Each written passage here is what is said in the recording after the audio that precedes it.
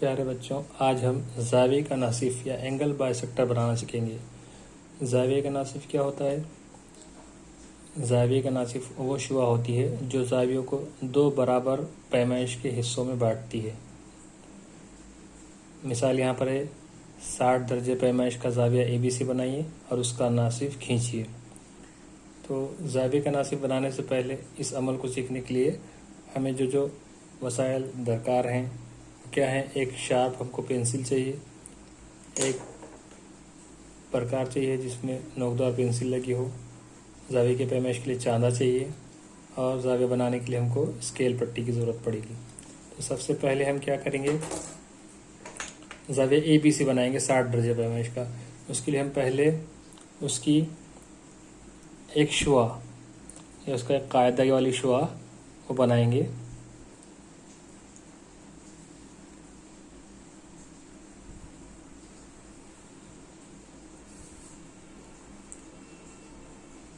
اس شعاع کا ہم نام دیتے ہیں شعاع BC۔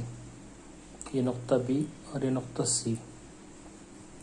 اب زاویہ ABC ہم کو 60 درجے پیمائش کا بنانا ہے۔ ہم چاندے کی مدد سے 60 درجے پیمائش کا ایک زاویہ بنائیں گے۔ یہ 0 کا نشان نقطہ B پر رکھتے ہیں۔ یہ لائن پوری اس قاعدے سے ملا کر 0 سے 10 20 30 40 50 اور یہ 60، اس 60 درجے پیمائش کا نقطہ کا نشان لگاتے ہیں۔ اب اسکیل کی مدد سے یہ دوسری شعاع BA کھینچتے ہیں۔ اس طرح یہ زاویہ ABC بن گیا جس کی پیمائش 60 درجے ہے۔ اب ہم کو ایک ایسی شعاع کھینچنا ہے جو 60 درجے پیمائش کے زاویہ ABC کو دو برابر یعنی 30 درجے کے حصوں میں بانٹے۔ تو اس کے لیے ہم کیا عمل کریں گے؟ پہلے پرکار کی مدد سے تھوڑا سا فاصلہ لے کر اس کی آہنی نوک راسی نقطہ B پر رکھیں گے،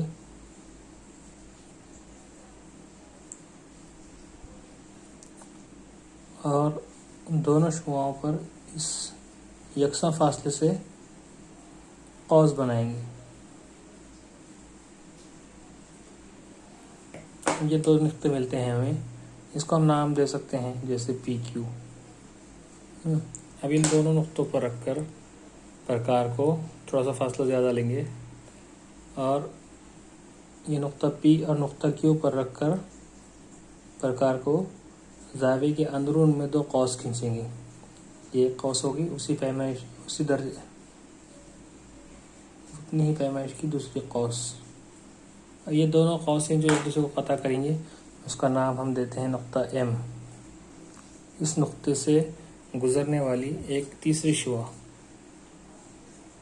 ہم کھینچیں گے، وہی اس زاویے کی تنصیف کرنے والی شعاع ہوگی۔ یہ جو شعاع BM ہے یہ زاویے کی تنصیف کرتی ہے۔ اگر ہم اس کو ناپیں گے تو یہ برابر 30 درجے کے دو زاویے بنیں گے۔ دیکھیے ایک زاویہ 30 درجے کا